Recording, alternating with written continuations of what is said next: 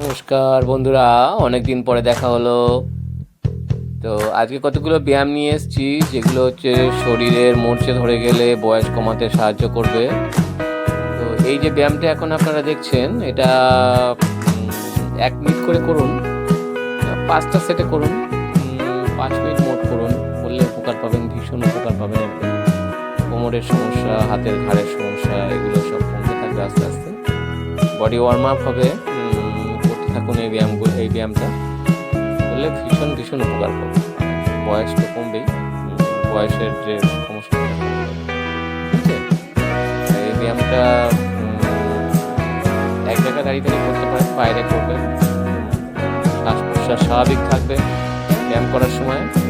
আর এই ব্যায়ামটার সবথেকে গুরুত্বপূর্ণ যে ব্যাপারটা হচ্ছে, আপনার বয়সের যে সমস্যা সেটা আস্তে আস্তে কমে যাবে।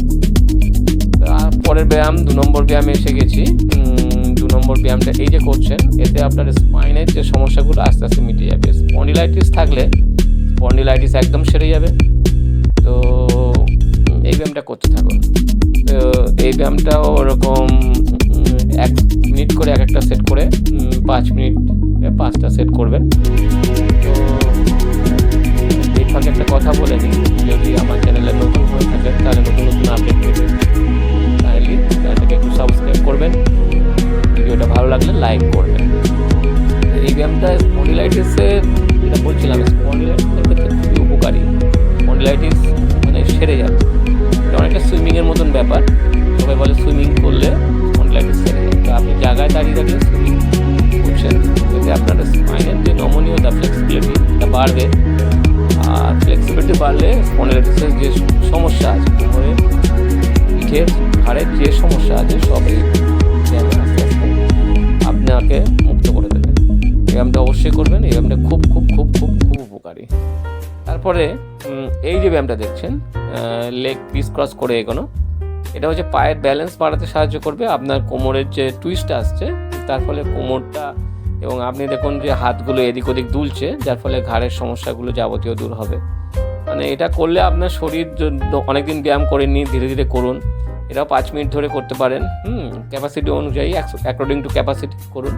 ধীরে ধীরে আপনাকে শরীর ক্রমশ সতেজ করে তুলবে, আপনার ফ্লেক্সিবিলিটি বাড়বে, আপনার ব্লাড সার্কুলেশন ভালো হবে, শরীরের সমস্ত অর্গান, সমস্ত কিছু ভালো থাকবে। তো এটা ওই যেরকম বললাম যে 1 মিনিট করে এক সাইড আর 5 মিনিট মতন করুন আর কি, ঠিক আছে। সামনে পেছনে এগোনো, ক্রিস ক্রস লেগ করতে করতে, ঠিক আছে। তো এই ব্যায়ামটা করতে খুব একটা সমস্যা নেই, কষ্ট নেই। যাদের বয়স হয়ে গেছে তারাও করতে পারেন। এইটা আমার শেষ ব্যায়াম। এই ব্যায়ামটা যে দেখছেন, এই ব্যায়ামটা খুবই উপকারী, হাঁটুর পক্ষে ভীষণ ভীষণ ভীষণ উপকারী।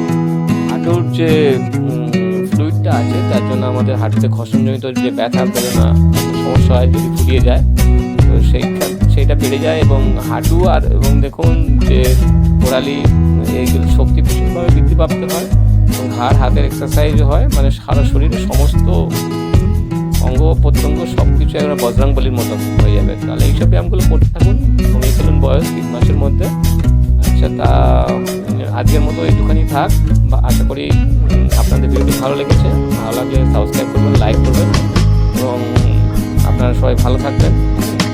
তো এই ছিল আজকে আমার ব্যায়ামের উপস্থাপনা। মাত্র 4টি ব্যায়াম, এই 4টি ব্যায়াম করলে 3 মাসের মধ্যে সব হয়ে যাবে। ভালো থাকবেন, নমস্কার, ধন্যবাদ।